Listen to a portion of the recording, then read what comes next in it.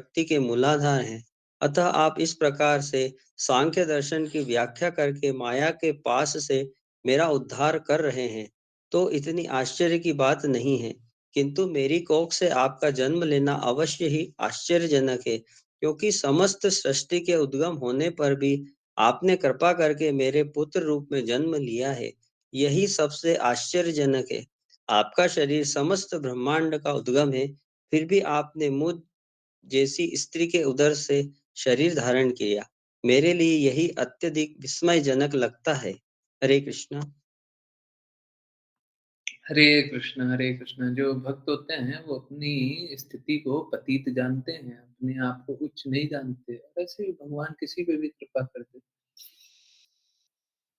वो कृपा चाहे कोई कितना भी बोल ले कि क्वालिफाइड है, वो कृपा तो अहेतु की है ना। और जब अहेतु की कृपा है तो ये बिना किसी कारण के, कोई ऐसा कारण स्थित नहीं हो सकता कि इस कारण से भगवान ने इसको इतनी ये व्यवस्था दे दी, ये स्थिति। कोई कितना भी एलिवेटेड, तो भगवान हर स्थिति में क्या करते हैं? अहेतु की कृपा करते हैं। यहाँ पे देवहूति माँ पे भी अहेतु की कृपा की। तो देवहूति सोच रही है कि मेरे पे ये कृपा कैसे हो गई।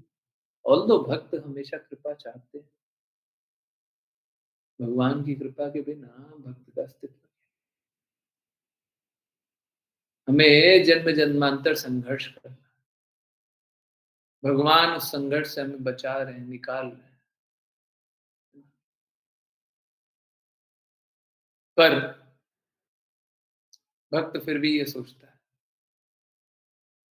कि भगवान तो उस संघर्ष से निकाल रहे हैं, पर हम तो डिजर्व करते हैं कि संघर्ष में पड़े रहे। हम तो यही डिजर्व करते हैं।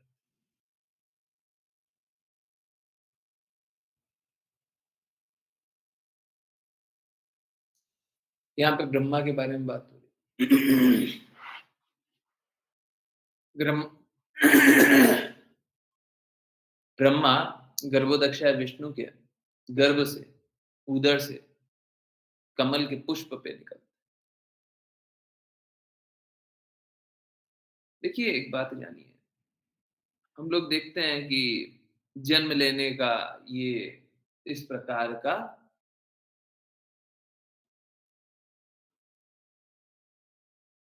स्थिति होता है, इस प्रकार से कोई भी जन्म लेता है। चाहे आप कोई भी स्थिति जानते हो, भगवान उस स्थिति से परे है।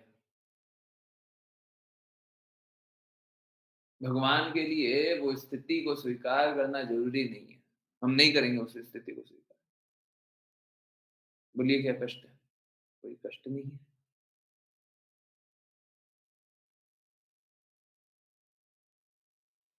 भगवान कोई भी व्यवस्था बना सकते हैं और कोई भी व्यवस्था को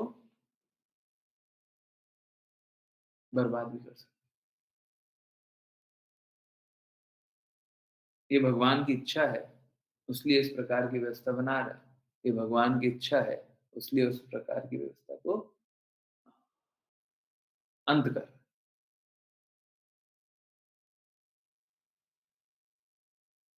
भगवान को क्वेश्चन करने वाला कि आप ऐसी ही व्यवस्था क्यों बनाए, वैसी ही व्यवस्था क्यों बनाए। कोई बस मूर्ख होगा जो इस प्रकार का तर्क वितर्क करे। भगवान को जिस प्रकार की व्यवस्था बनानी है वो उस प्रकार की व्यवस्था बनाएंगे।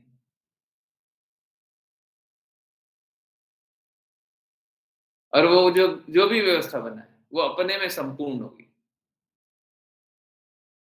कोई ये नहीं बोल सकता है कि भगवान ने इस प्रकार की व्यवस्था तो बना दी, परंतु ये अपूर्ण व्यवस्था, इसमें ये कमी है। भगवान द्वारा बनाई गई कोई भी व्यवस्था में कोई कमी कभी नहीं हुई, ना होगी।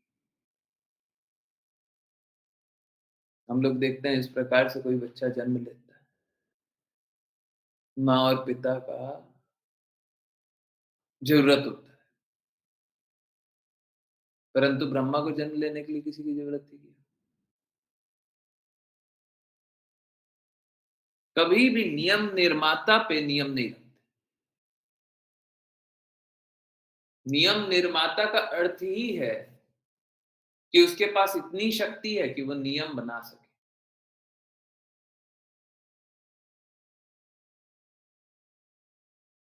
तो जिसके पास इतनी शक्ति है कि वो नियम बना सके,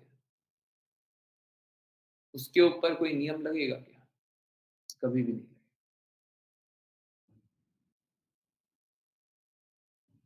कोई भी नियम, कोई भी कार्य से, कोई भी कर्म बंधन से बंधे हुए नहीं। ठीक है?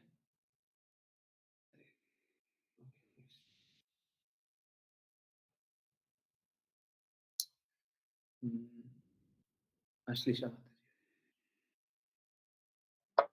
हरे कृष्णा गुरु जी।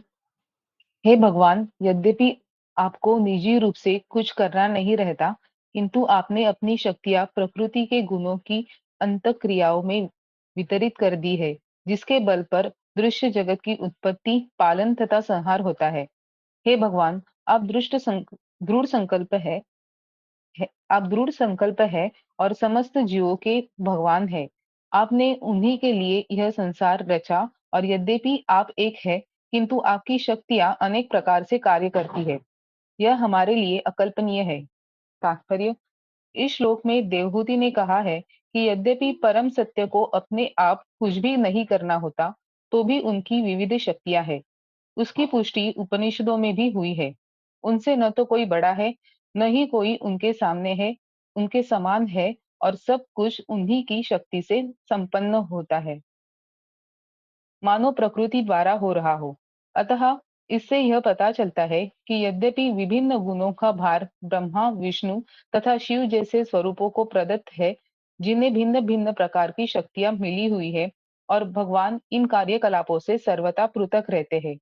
देवहूति कह रही है, यद्यपि यद्यपि आप अपने से स्वयं कुछ भी नहीं कर रहे, किंतु आपका संकल्प पूर्ण है। आपको अपनी इच्छा पूर्ति के लिए अपने सिवा और किसी की सहायता की आवश्यकता नहीं है। आप अनंता परमात्मा तथा परम नियामक है। अतः आपकी इच्छा को कोई रोक नहीं सकता। भगवान किसी की भी योजना को रोक सक भगवान किसी की भी योजना को रोक सकता है। कहा भी गया है, आप चेती हुई नहीं प्रभु, चेती तत्काल। किंतु जब भगवान चाहते हैं, तो उनकी इच्छा अन्य किसी के अधीन नहीं रहती। वे पूर्ण है। हम अपनी इच्छा पूर्ति के लिए उन्हीं पर आश्रित है। किंतु हम यह नहीं कह सकते कि ईश्वर की इच्छाएं भी किसी के अधीन है। यही उनकी अकल्पनीय शक्ति है। सामान्य जीवों के लिए जो अकल्पनीय है, उसे वे सहज ही कर सकते हैं। वे असीम होते हुए भी वैदिक साहित्य जैसे प्रामाणिक शास्त्रों द्वारा जाने जाते हैं। जैसा कि कहा गया है, शब्द मूलत्वात् उन्हें शब्द ब्रह्म या वैदिक साहित्य द्वारा जाना जा सकता है। यह सृष्टि क्यों की जाती है?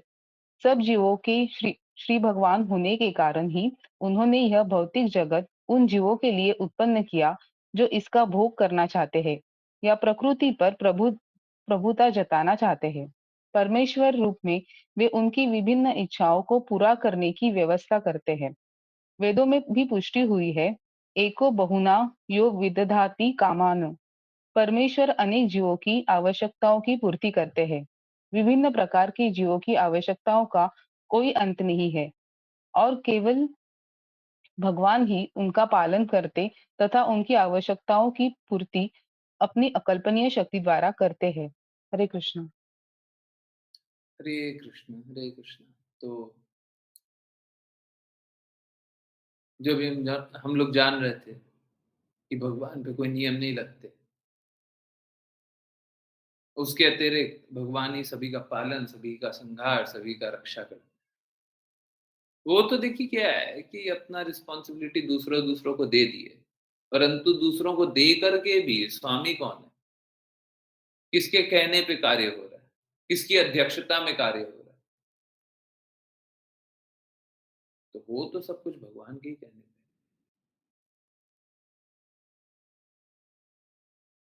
बाकी जो भी है तो वो तो भगवान के कहने पे ही बाकी कार्य चल रहा है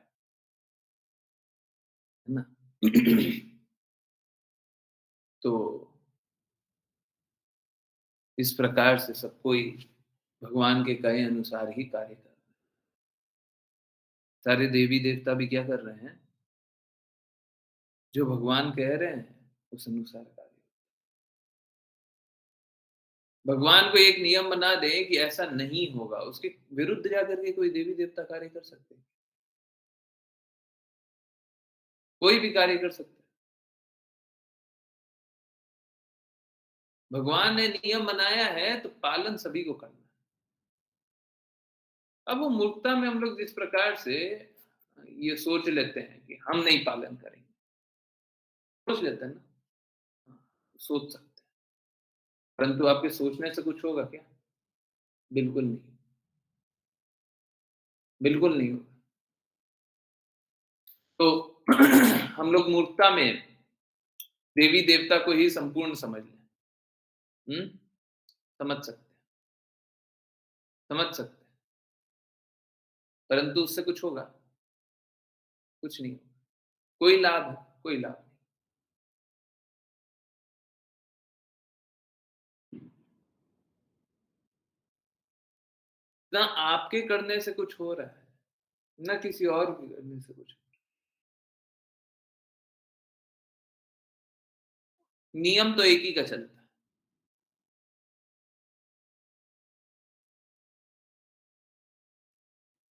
तो जिनका नियम चलता है, वो जो चाहते हैं वो कर देंगे। क्या चाहते हो? वो चाहते हैं कि प्रेम पुनर्जागृत कर लो। हमको क्या करना चाहिए? प्रेम पुनर्जागृत कर लेना चाहिए। बड़ा सरल है। आप अपनी व्यवस्था मत लगाइए। जो कृष्णा बोले सो मानिए। हम लोगों ने बोला भी था, करेंगे वही जो कृष्णा के लिए हो सही। देखिए अगर हम वही करेंगे, जो कृष्णा के लिए सही होगा, तो आपके लिए स्वतः सही हो जाएगा। हाँ, ठीक है, कभी-कभी चैलेंज आएगा। जीवन है, तो जीवन बिना संघर्ष के ऐसे ही जीने के लिए नहीं है। बहुत बार जीवन में संघर्ष आएगा। ठीक है, ठीक है, संघर्ष भी आएगा। परंतु ये सारा संघर्ष किस लिए है? ये सारा संघर्ष आप शुद्ध हो जाएँ, शुद्धता से चीज़ों को देखें, हैं? जीवन को सार्थक बनाएँ इसलिए।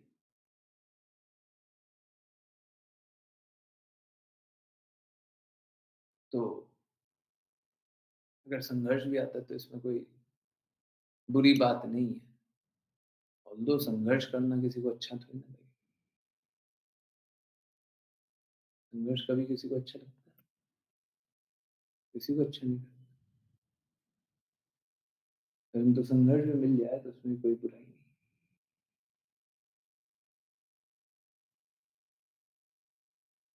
हर स्थिति में लक्ष्य कृष्ण है। वो लक्ष्य बना करके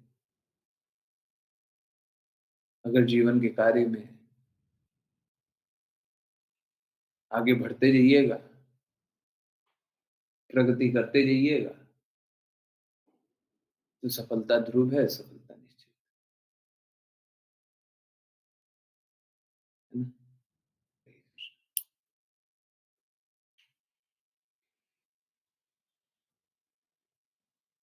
बिल्कुल ध्रुव जी। हरे कृष्णा। आपने मेरे उदर से श्री भगवान के रूप में जन्म लिया है। हे भगवान, यह उस परमेश्वर के लिए किस प्रकार संभव हो सका जिसके उदर से सारा दृश्य जगत स्थित है, जिसके उदर में यह सारा दृश्य जगत स्थित है? इसका उत्तर होगा कि ऐसा संभव है क्योंकि कल्प के अंत में आप वट वृक्ष की एक पत्ती पर लेट जाते हैं और एक छोटे से बालक की भांति अपने चरण कमल के अंगूठों को चूसते हैं। तात्पर्य: प्रलय के समय भगवान कभी-कभी एक शिशु के रूप में प्रकट होते हैं, जो प्रलयकाली जल पर तैरती बरगद की पत्ती पर लेटा रहता है। अतः देवहूति कहती हैं, मुझ जैसी सामान्य स्त्री के उदर में आपका लेटे रहना उतना आश्चर्यजनक नहीं है। आप तो बरगद की पत्ती पर लेट सकते हैं, किंतु शिशु की भांति प्रलय जल में तैरते रहते हैं। चूँकि यह अधिक आश्चर्यजनक नहीं है, अतः आप मेरे उदर में तो लेट ही सकते हैं। आप सिखाते हैं कि जो लोग इस संसार में संतान के इच्छुक होते हैं और जो विवाह करके संतान वाले परिवार का सुख उठाना चाहते हैं, उन्हें भगवान के समान ही शिशु प्राप्त हो सकता है। और सबसे आश्चर्यजनक बात तो यह है कि भगवान स्वयं अपना अंगूठा चूसते हैं। चूँकि चूँकि सारे ऋषि तथा भक्त अपनी सारी शक्ति तथा सारे कार्यकलाप भगवान के चरण कमलों की सेवा में अर्पित कर देते हैं, अतः उनके चरण कमलों के अंगूठे में अवश्य ही कोई दिव्य आनंद होता होगा। भगवान अपना अंगूठा उस अमृत को चखने के लिए चूसते हैं, जिसकी आकांक्षा भक्तगण सदा ही करते हैं। कभी-कभी स्वयं भगवान को आश्चर्य होता है कि उनके भीतर कितना दिव्य आनंद समाया है। अतः अपनी शक्ति का स्वाद चखने के उद्देश्य से कभी-कभी वे अपना स्वाद लेते हैं। भगवान चैतन्य साक्षात कृष्ण हैं, किंतु वे एक भक्त के रूप में प्रकट होते हैं, जिससे वे समस्त भक्तों में सर्वोपरि श्रीमती राधा रानी जिससे वे समस्त भक्तों में सर्वोपरि श्रीमती राधा रानी द्वारा पान किए जाने वाले मधुर रस का स्वाद पा सके। हरे कृष्ण।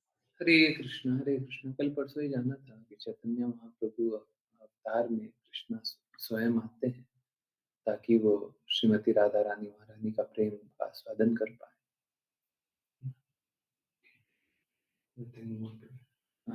अंगूठा चूसने वाला देखिए क्या है, भगवान अपना रस स्वयं चखना चाहते। देखिए अब क्या है कि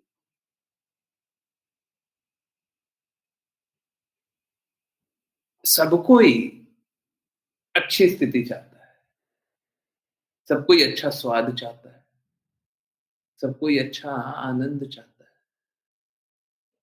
भगवान भी चाहता है।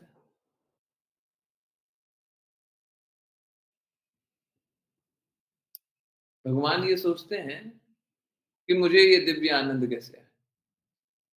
तो भगवान के लिए दिव्य आनंद वहीं तक सीमित है जहां तक भगवान की शक्तियां, उसके ऊपर भगवान कुछ नहीं पा पाएंगे। तो भगवान अपना अंगूठा स्वयं चूसते हैं। विकृत प्रतिबिंब इस भौतिक जगत में भी हम देखते हैं, बच्चे अपना अंगूठा चूसते हैं।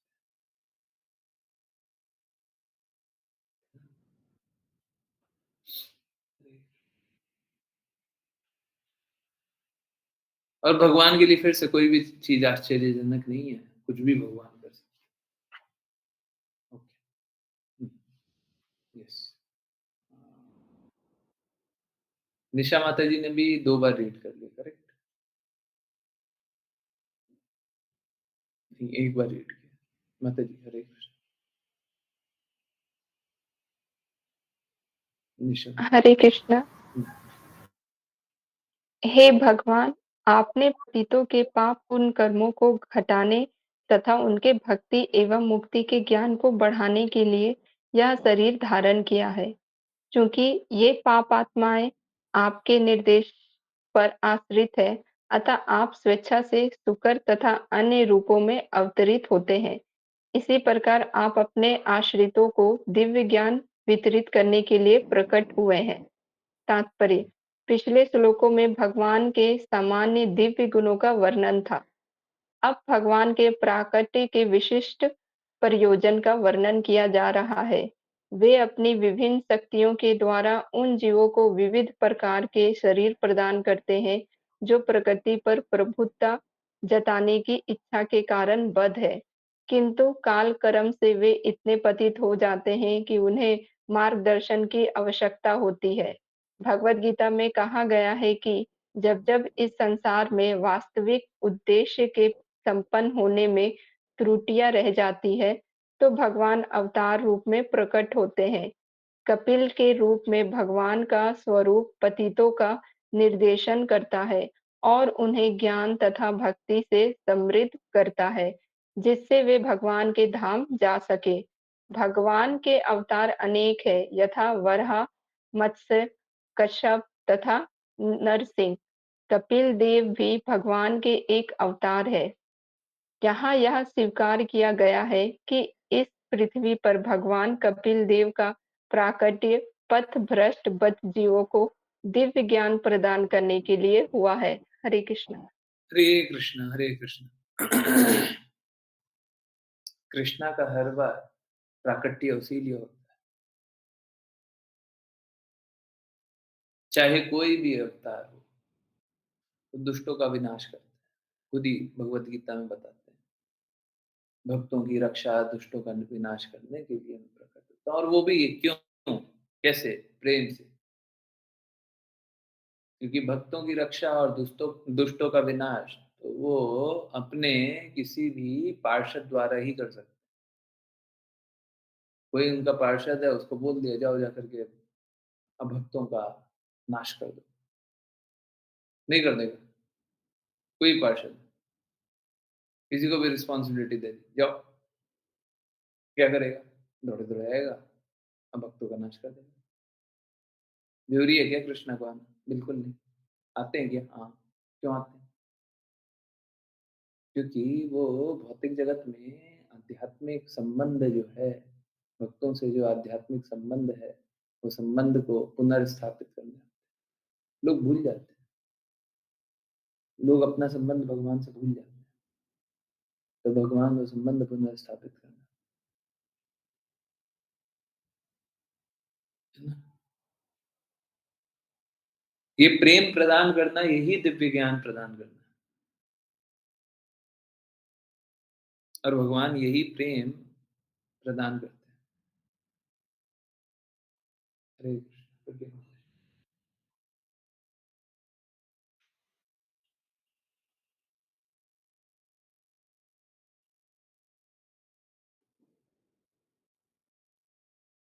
हरे कृष्ण प्रज्ञा माता जी। ओके, हरे कृष्ण ऋचा माता जी। हरे कृष्ण। Yes, हरे कृष्ण। उन व्यक्तियों की आध्यात्मिक उन्नति के विषय में क्या कहा जाए जो परम पुरुष का प्रत्यक्ष दर्शन करते हैं?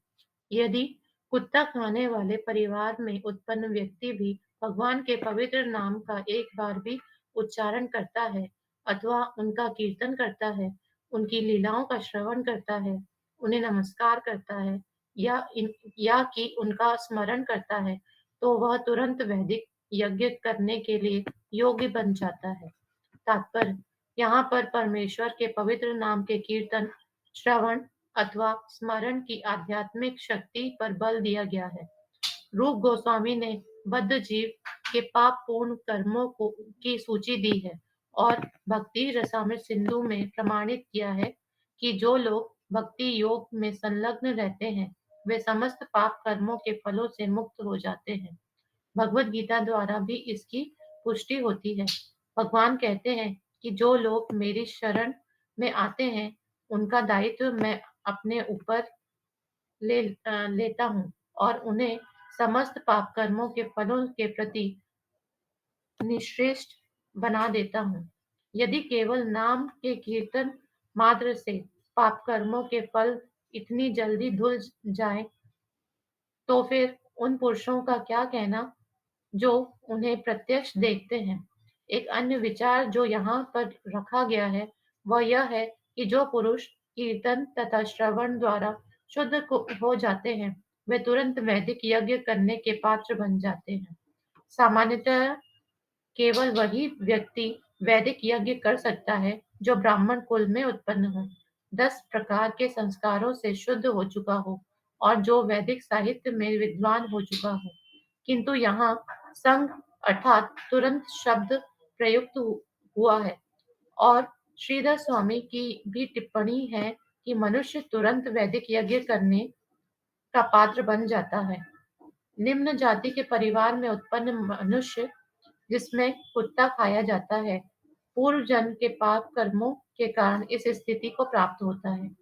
किंतु शुद्ध भाव से कीर्तन करने या सुनने से वह तुरंत पाप कर्मों से मुक्त हो जाता है। वह न केवल पाप कर्मों से मुक्त हो जाता है, अपितु उसे तुरंत समस्त विशुद्धिकरण की प्रक्रियाओं, संस्कारों का फल प्राप्त हो जाता है। ब्राह्मण कुल में जन्म लेना निश्चय ही पूर्व जन्म में किए गए पुण्यों का फल होता है। तो भी ब्राह्मण कुल में उत्पन्न एक बालक यज्ञोपवीत संस्कार में दीक्षित होकर अपने को संस्कारित करता है। किंतु यदि कोई भगवान के पवित्र नाम का कीर्तन करता है, तो भले ही वह कुत्ता खाने वाला चंडाल कुल में क्यों न जन्म ले, उसे किसी शुद्धिकरण की आवश्यकता नहीं पड़ती। वह केवल हरे कृष्ण का कीर्तन करके तुरंत शुद्ध हो जाता है और विद्वान ब्राह्मण के समान ही उत्तम हो जाता है। इस संबंध में श्रीधर स्वामी की टिप्पणी है, अनेन पूज्यतम लक्ष्यते। कुछ ब्राह्मण जाति वाले कहते हैं कि हरे कृष्ण कीर्तन से शुद्धिकरण प्रारंभ होता है। निसंदेह यह व्यक्तिगत कीर्तन पर निर्भर करता है, किंतु स्वामी श्रीधर की यह टिप्पणी पूर्णतया लागू होती है कि यदि बिना अपराध के कोई भगवान के पवित्र नाम का कीर्तन करता है, तो वह तुरंत ब्राह्मण से बढ़कर बन जाता है, जैसा कि श्रीधर स्वामी का कहना है। पूज्यत्वम अर्थात वह तुरंत परम विद्वान ब्राह्मण के तुल्य आदरणीय बन जाता है और उसे वैदिक यज्ञ करने की अनुमति मिल सकती है। यदि केवल भगवत नाम कीर्तन से कोई तुरंत पवित्र हो जाता है, तो फिर उन सब का क्या कहना जो भगवान का प्रत्यक्ष दर्शन करते हैं और भगवान के अवतरण को समझते हैं, जिस प्रकार देवहूति कपिल देव को समझती हैं। सामान्यतः दीक्षा शिष्य को निर्देशित करने वाले गुरु पर निर्भर करती है। यदि वह समझता है कि शिष्य दक्ष है और कीर्तन द्वारा शुद्ध हो गया है, तो वह उसका यज्ञोपवीत संस्कार कर देता है, जिससे वह 100% ब्राह्मण के तुल्य हो जाए। इसकी पुष्टि श्रील सनातन गोस्वामी कृत हरि भक्तिविलास में इस प्रकार हुई है। जिस प्रकार रासायनिक विधि द्वारा घंटे की धातु कांसा सोने में बदली जा सकती है, उसी प्रकार कोई भी व्यक्ति दीक्षा विधान द्वारा ब्राह्मण में बदला जा सकता है। कभी कभी कहा जाता है कि कीर्तन द्वारा मनुष्य अपने को शुद्ध करता है और अगले जन्म में किसी ब्राह्मण परिवार में जन्म लेकर सुधर जाता है अथवा संस्कारित हो जाता है। किंतु वर्तमान में जो लोग श्रेष्ठ ब्राह्मण परिवारों में जन्म लेते हैं, वे संस्कार संपन्न नहीं हैं, न ही निश्चित है कि वे ब्राह्मण पिता से उत्पन्न हैं। पहले गर्भधान संस्कार प्रचलित था, किंतु अब ऐसा गर्भधान या वीर्यदान संस्कार नहीं है। ऐसी दशा में कोई ठीक से यह नहीं जानता कि मनुष्य ब्राह्मण पिता से उत्पन्न है या नहीं। यह तो गुरु के निर्णय पर निर्भर करता है कि वह कि किसी ने ब्राह्मण के गुण प्राप्त कर लिए हैं या नहीं। वह अपने निर्णय द्वारा ही शिष्य को ब्राह्मण रूप में स्वीकार करता है। जब कोई पंचरात्रिक विधि से यज्ञोपवीत संस्कार में ब्राह्मण रूप में स्वीकार कर लिया जाता है, तो वह द्विज कहलाता है। इसकी पुष्टि सनातन गोस्वामी द्वारा द्विजत्वम जायते कह कहकर की गई है। गुरु द्वारा दीक्षित किए जाने पर मनुष्य ब्राह्मण बनता है और इस शुद्ध अवस्था में वह भगवान के पवित्र नाम का जप करता है। फिर प्रगति करता हुआ वह योग्य वैष्णव बन जाता है, जिसका अर्थ है कि उसने पहले से ब्राह्मण योग्यता प्राप्त कर ली है। हरे कृष्ण। हरे कृष्ण। देखिए, इसमें बस इतना ही समझने का है कि ब्राह्मण होना, कोई भी होना, पूर्व जन्म के कर्म होते हैं, उस पूर्व जन्म के कर्मों के अनुसार आपको इस जन्म का शरीर मिलता है। तो किसी को भी इस जन्म में कोई भी शरीर मिला हुआ है, तो पूर्व जन्म में आपने जिस प्रकार के कर्म किए हैं, उस प्रकार का शरीर आपको इस जन्म में मिला हुआ है। आप ब्राह्मण के कर्म किए हों, तो ब्राह्मण का शरीर मिल जाए। ब्राह्मण परिवार में जन्म ले लीजिए। अब देखिए 2 अलग-अलग बातें हैं। आप किसी परिवार में जन्म तो ले सकते हैं, परंतु मात्र परिवार में जन्म ले लेने से आप में वो गुण आ जाएँगे, ऐसा नहीं है। आप हो सकता है उच्च परिवार में जन्म ले लें, परंतु निम्न कार्य कर रहे हैं।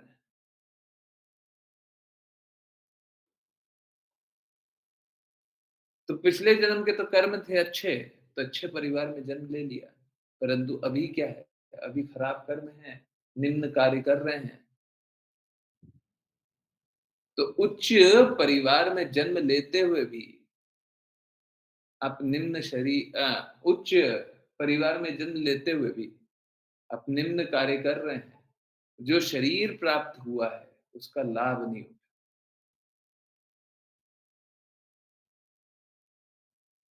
उसका ठीक उल्टा है। किसी ने पूर्व जन्म में बहुत पाप कर्म किए, बुरा परिवार में, परंतु मानव शरीर मिला। अब मानव शरीर मिला है तो एक बड़ा अद्भुत बात है। कोई किसी भी अवस्था में हो, अगर मानव शरीर मिला है, तो अपने आप को शुद्ध कर सकता है। अपने आप को शुद्ध कर सकता है।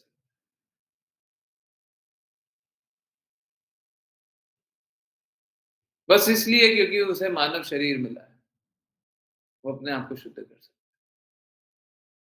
आपको मानव शरीर मिला है ना, आप अपने आप को शुद्ध कर सकते हैं।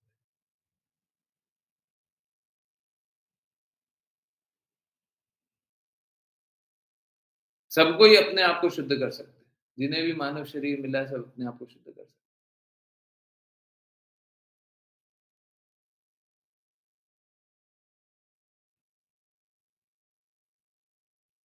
हैं ना? हम्म। तो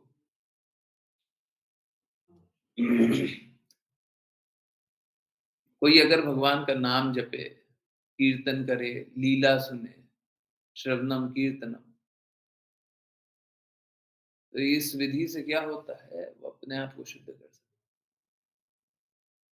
हैं। एक्चुअली में हमारी स्थिति यही है कि हम कभी भी अपने आप को शुद्ध नहीं कर सकते, परंतु मात्र ये सब कर देने से कृष्णा आपकी स्वतंत्र इच्छा का समर्पण समझ लेते हैं कि ठीक है, चलो ये भक्ति करना चाहता है, और उस अवस्था में भगवान आपको शुद्ध मान लेते हैं। Okay, yes. ऋचा माता जी, हरे कृष्ण। हरे कृष्ण प्रभु जी। ओह! वे कितने धन्य हैं, जिनकी जिह्वाएँ आपके पवित्र नाम का जप करती हैं। कुत्ता खाने वाले वंशों में उत्पन्न होते हुए भी ऐसे पुरुष पूजनीय हैं। जो पुरुष आपके पवित्र नाम का जप करते हैं, उन्होंने सभी प्रकार की तपस्याएँ तथा हवन किए होंगे और आर्यों के सदाचार प्राप्त किए होंगे। आपके पवित्र नाम का जप करते रहने के लिए उन्होंने तीर्थ स्थानों में स्नान किया होगा, वेदों का अध्ययन किया होगा और अपेक्षित हर वस्तु की पूर्ति की होगी। तात्पर्य, जैसा कि पिछले श्लोक में आया है कि यदि कोई निरपराध भाव से एक बार भी भगवान के पवित्र नाम का जप करता है, तो वह वैदिक यज्ञ करने का पात्र बन जाता है। श्रीमद् भागवत के इस कथन से किसी को चकित नहीं होना चाहिए। मनुष्य को न तो अविश्वास करना चाहिए, न यह सोचना चाहिए कि भगवान का नाम जप करने मात्र से कोई ब्राह्मण के तुल्य कैसे बन सकता है। अविश्वास करने वालों के मन में संदेह दूर करने के लिए ही यह श्लोक पुष्टि करता है कि भगवान के पवित्र नाम के कीर्तन की स्थिति सहसा प्राप्त नहीं हो जाती, अपितु जब करने वाला पहले सभी प्रकार के यज्ञ तथा अनुष्ठान कर चुका होता है। यह कोई आश्चर्य की बात नहीं, क्योंकि कोई भी व्यक्ति तब तक भगवान के नाम का जप नहीं कर पाता जब तक वह नीचे की सारी अवस्थाएं यथा वैदिक अनुष्ठान करना, वेदों का अध्ययन तथा आर्यों जैसा सदाचार करना पार नहीं कर लेता। पहले यह सब संपन्न कर लेना होगा। जिस प्रकार विधि के विद्यार्थी से यह आशा की जाती है वह सामान्य शिक्षा में स्नातक होगा, उसी तरह जो भी भगवान के नाम जप हरे कृष्ण महामंत्र के जप में लगा हुआ है, उसने नीचे की सारी अवस्थाएं पार कर ली होंगी। यह कहा गया है कि जो अपनी जीभ के अग्रभाग से केवल नाम जप करता है वे धन्य हैं। मनुष्य को पवित्र नाम का जप भी नहीं करना होता और न पूरी विधि समझने की आवश्यकता रहती है, जिसमें अपराधी अवस्था, निरपराधी अवस्था तथा शुद्ध अवस्था सम्मिलित हैं। यदि पवित्र नाम को जीभ के अगले भाग से ला दिया जाए तो वही पर्याप्त है। यहाँ यह कहा गया है कि नाम, केवल एक नाम, चाहे राम हो या कृष्ण, पर्याप्त है। ऐसा नहीं है कि मनुष्य को भगवान के सारे नामों का जप करना पड़े। भगवान के नाम तो असंख्य हैं और मनुष्य को यह सिद्ध करने के लिए कि उसने समस्त वैदिक अनुष्ठानों को पूरा कर लिया है, सारे नामों के जप की आवश्यकता नहीं रहती। यदि वह एक बार भी जप करता है तो समझिए कि उसने सारी परीक्षाएं उत्तीर्ण कर ली हैं। जो लोग चौबीसों घंटे जप करते रहते हैं उनकी तो कोई बात ही नहीं। यहाँ विशेष रूप से तुभ्यम अर्थात केवल तुझको प्रयुक्त हुआ है। मनुष्य को ईश्वर का नाम लेना चाहिए, मायावादी चिंतकों की तरह कोई भी नाम नहीं, किसी देवता या भगवान की शक्तियों के नाम नहीं। केवल परमेश्वर का नाम प्रभावशाली होता है।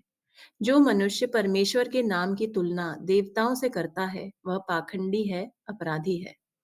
पवित्र नाम का कीर्तन किसी इंद्रिय तृप्ति या व्यवसाय की दृष्टि से नहीं, अपितु परमेश्वर को प्रसन्न करने के लिए किया जाता है। यदि यह शुद्ध भाव हो तो भले ही कोई निम्न परिवार में यथा चंडाल के घर में क्यों न जन्म ले, वह धन्य है, क्योंकि वह न केवल अपने को शुद्ध करता है अपितु अन्यों का उद्धार करने में समर्थ होता है। वह दिव्य नाम की महत्ता के विषय में बोल सकता है जैसा ठाकुर हरिदास ने किया। वे एक मुसलमान परिवार में जन्मे थे, किंतु निष्कपट किंतु निष्कपट भाव से उन्होंने परमेश्वर का नाम जप किया। अतः भगवान चैतन्य ने उन्हें नाम प्रचार का आचार्य बना दिया।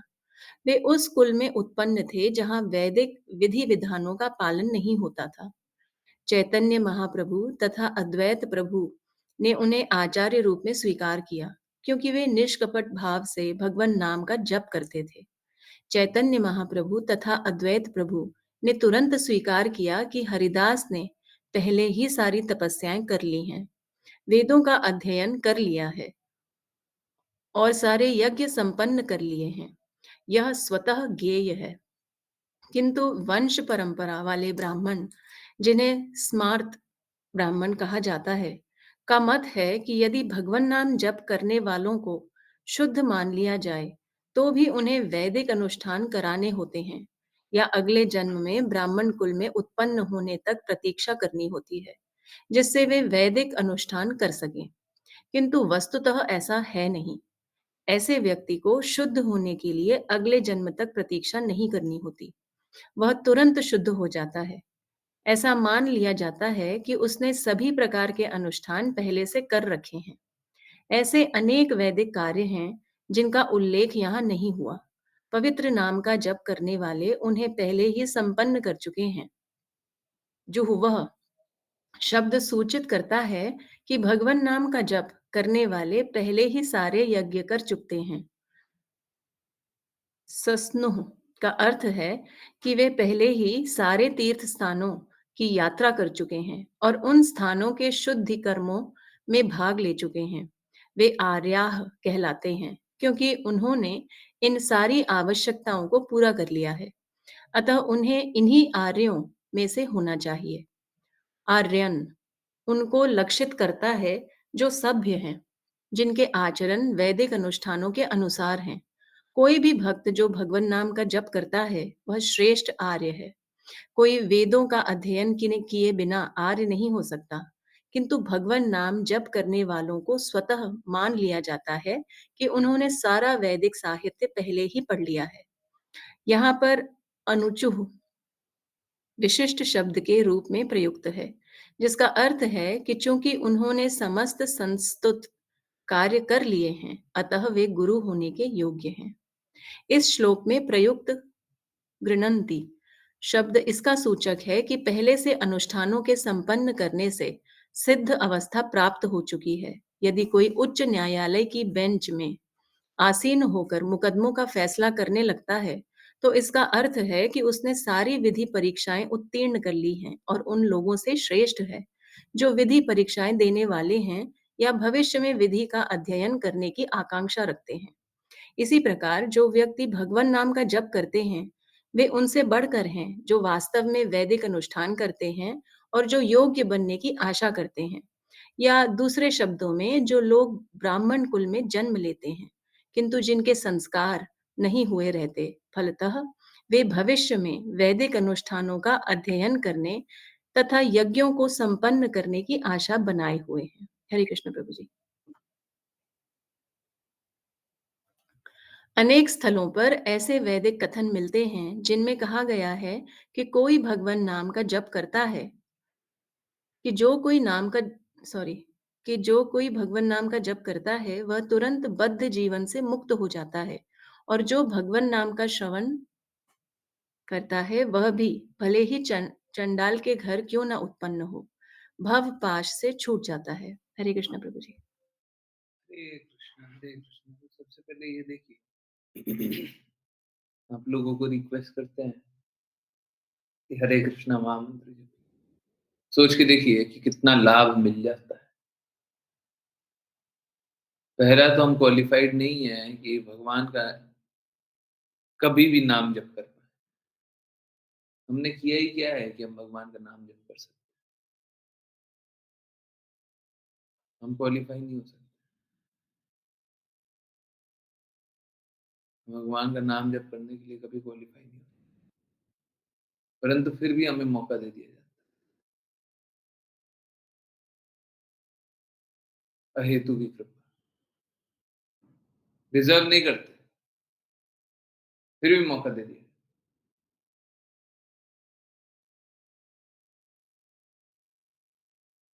तो ये गुरु की कृपा होती है, वैष्णव की कृपा होती है। और जब कृपा हो रही है तो कृपा को स्वीकार कर लीजिए। ऐसा मत कीजिए, ठीक है उनकी इच्छा है, वो कृपा कर रहे हैं, हम क्यों स्वीकार करें। समझिए, लॉजिकली भी समझना है तो समझ लीजिए कि कितने पाप कर्मों से पल भर में मुक्ति हो जाती है।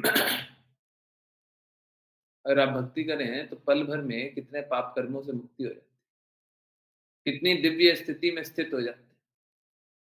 क्या कीजिएगा जन्म जन्मांतर कि ये स्थिति आपको मिल जाए। आप कुछ भी ऐसा कर सकते हैं क्या कि आपको ये स्थिति प्राप्त हो जाए? आप नहीं कर सकते, कोई नहीं कर सकता, कोई भी नहीं कर सकता। तो स्थिति ऐसी है कि अगर आपको ये अमृत तुल्य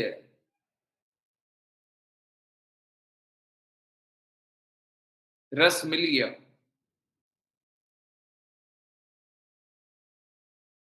तो इसको अस्वीकार मत कीजिए।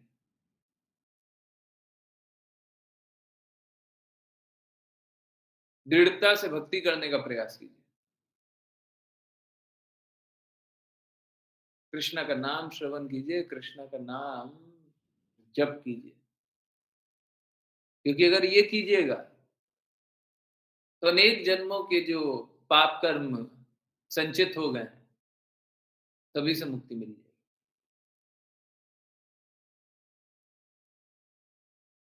है ना? तो सबको दृढ़ता से भक्ति करने का प्रयास कीजिए। यस, चलिए अब करते हैं वैष्णव प्रणाम। कौन करेंगे वैष्णव प्रणाम? ऋतु माता जी। हरे कृष्णा प्रभु जी। वाञ्छकल्पतरुभ्यश्च वाञ्छकल्पतरुभ्यश्च कृपा सिन्धुभ्य एव च कृपा कृपासिन्धुभ्य एव च पतितानां पावनेभ्यो पतितानां पावनेभ्यो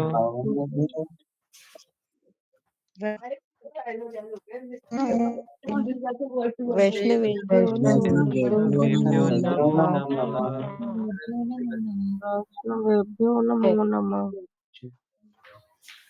कृष्ण कृपा श्रीमूर्ति सुखप्रसाद जय जय जय भगवद्गीता की जय जय श्रीमद् भागवतम की जय जय जय जय जय जय हरे कृष्ण हरे हरे कृष्ण कृष्णा हरे हरे कृष्णा कृष्णा हरे हरे कृष्णा राम कृष्ण कृष्ण हरे हरे हरे राम हरे राम राम हरे राम कृष्णा हरे हरे हरे हरे कृष्ण हरे हरे कृष्ण कृष्ण हरे कृष्ण हरे हरे हरे राम हरे राम कृष्णा राम राम हरे हरे हरे हरे कृष्ण कृष्ण हरे हरे हरे राम राम राम हरे हरे हरे कृष्ण प्रभु जी। हरे हरे कृष्णा कृष्ण गुरु जी। गुरु जी। जय प्रणाम। हरे कृष्ण प्रभु जी। बहुत बहुत धन्यवाद सभी को ज्वाइन करने के लिए, चैंट करने के लिए, सिंग करने के लिए। यस, किन्हीं की कोई भी किसी प्रकार की जिज्ञासाएं हैं तो पूछिए जी। हरे कृष्ण, कोई जिज्ञासा नहीं है? तो यस, हाँ, आज हम लोग यही पढ़ रहे थे। और वो जो पहले से हम लोग देखते हैं कि कृष्ण कृपा श्री मूर्ति श्रील प्रभुपाद हम पे कृपा करते हैं, आज भी वही है। आंखों के सामने आ गया ये वीडियो, मैंने कुछ